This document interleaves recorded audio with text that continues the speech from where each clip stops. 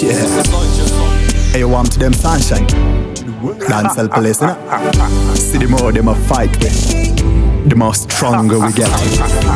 Hey, you Shelton. Hey, you Tynish. Hey, you Rodney. The more them a fight with, the more stronger we get. Abafeva kamisa polisi ndaramba zite. Sunshine dipe kuna biti tipa mataka we don't care. Anytime, any place, any day ngaba uya teach. Ndoba tsikira finu Dr. tipa itimu Jenja soni variti vezinu Ende kupira long time Me one time na sunshine Tiri kumashure kwe time Kunyangwe baka sasa Panoshuira dainda kemukatasa Bachaira kuimba kumapasa pasa Abana basa Panoimba kwasa kwasa So me tell them The more them a fight with The more stronger we get Abafeva kamisa polisi ndaramba zite.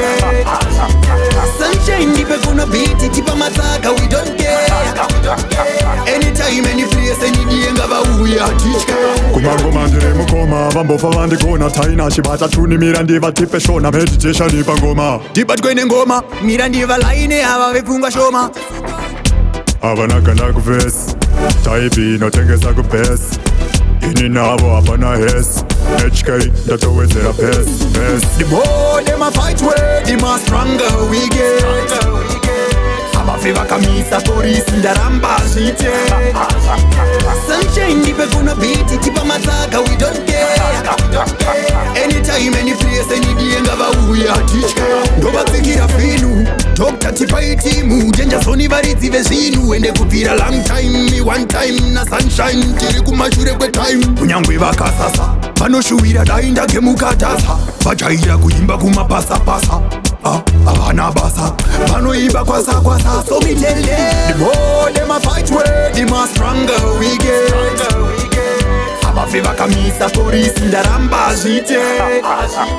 Sunshine dipe kuna biti tipa mataka we don't care. Anytime, any place, any day ngaba uya teach.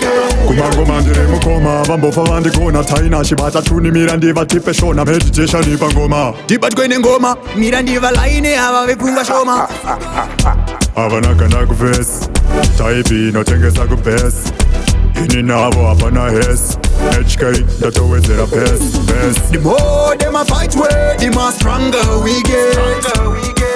Abafeva kamisa polisi ndaramba zite. Sunshine dipe kuna biti tipa mataka we don't care. Anytime, any place, any day ngaba uya teach.